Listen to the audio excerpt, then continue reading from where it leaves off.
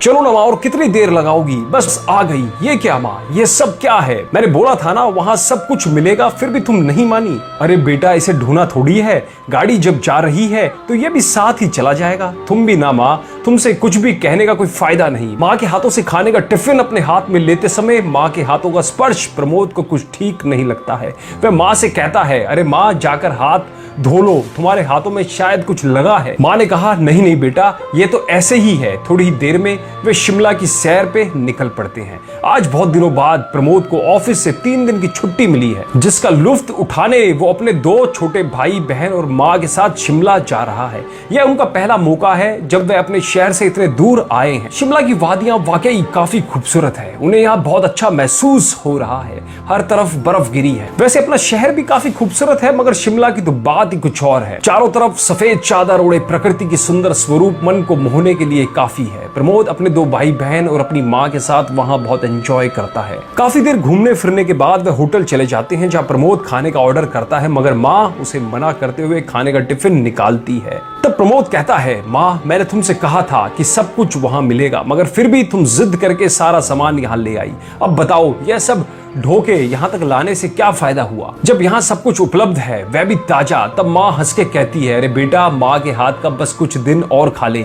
मेरी उम्र दिन ब दिन ढलती जा रही है ना जाने कब ऊपर वाला मुझे बुला ले। जब तेरी मैडम आएगी तब उसके साथ मन करे तो घर का खाना खाना, मन करे तो होटल का खाना खाना। माँ, हम यहाँ छुट्टियां एंजॉय करने आए हैं और तुम यहाँ ये सब बेकार की बात लेकर बैठ गई। क्या ये सब बातें करना यहाँ जरूरी है? अरे नहीं नहीं, बस यूं ही मुंह से निकल गया। प्रमोद को मिले छुट्टियों के दिन बहुत जल्दी खत्म हो जाते हैं और अब समय है वापस लौटने का।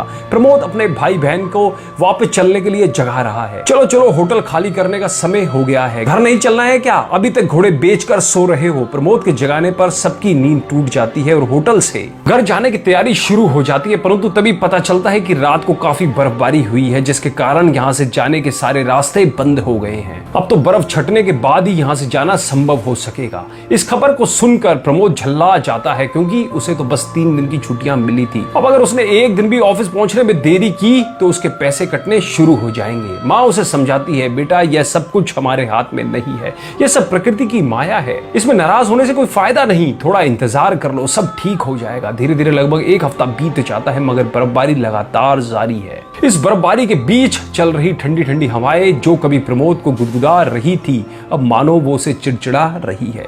वह यहाँ से निकलने के लिए बेचैन है, परंतु चाह कर भी वह कुछ भी नहीं कर पा रहा। जहाँ एक तरफ उसके भाई बहन बाहर के मौसम का मजा ले रहे हैं, खूब मस्ती कर रहे हैं, वहीं वह होटल के कमरे से बाहर जाकर झांक रहा है। एक दिन प्रमोद का छोटा भाई, जो यहाँ अपने भाई को कई दिनों से परेशान देख रहा था, वह प्रमोद के पास आता है और कहता है, भैया एक बात कहूं? चिड़चिड़ा हो चुका प्रमोद थोड़ा नाखुश अंदाज में कहता है, हाँ कहो भैया। वैसे तुम्हारा परेशान होना जायज है, क्योंकि तुम्हारी छुट्टियां कब की खत्म हो चुकी है और हम यहीं फंसे हैं। तुम्हारी ऑफिस का बहुत लेट हो रहा है, वहां जाकर शायद तुम्हें सीनियर से डांट भी खानी पड़े और तुम्हारे पैसे भी कटे। मगर क्या तुमने कभी इस समस्या के दूसरे पहलू को समझने की कोशिश की है? प्रमोद, तुम क्या कहना चाहते हो? सीधे सीधे कहो।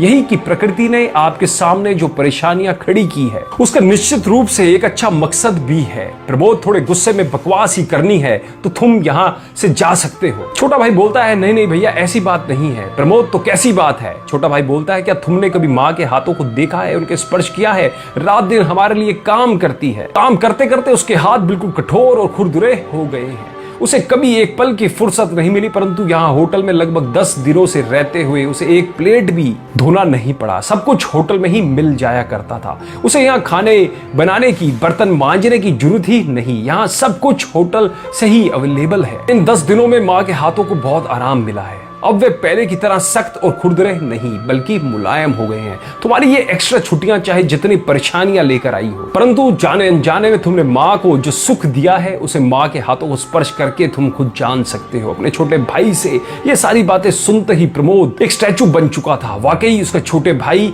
की बातों ने शायद उसे मन की गहराई तक छू लिया था। माँ से बड़ा दुनिया में कोई नहीं, क्योंकि वो अपना सब कुछ लुटा कर भी स्वयं के लिए कुछ भी नहीं चाहती, न धन, न दौलत, न तारीफ और ना ही अपनी उपासना। यद्यपि माँ को धरा पर लाने वाला ईश्वर ही है, परंतु वह स्वयं भी माँ से श्रेष्ठ नहीं हो सकता। दोस्तों, क्या कभी आपने अपनी माँ के हाथों को स्पर्श किया है?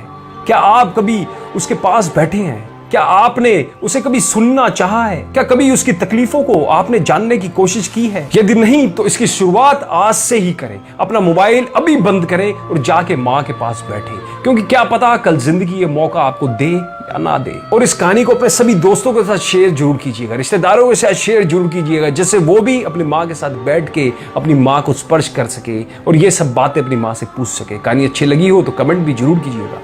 धन्यवाद।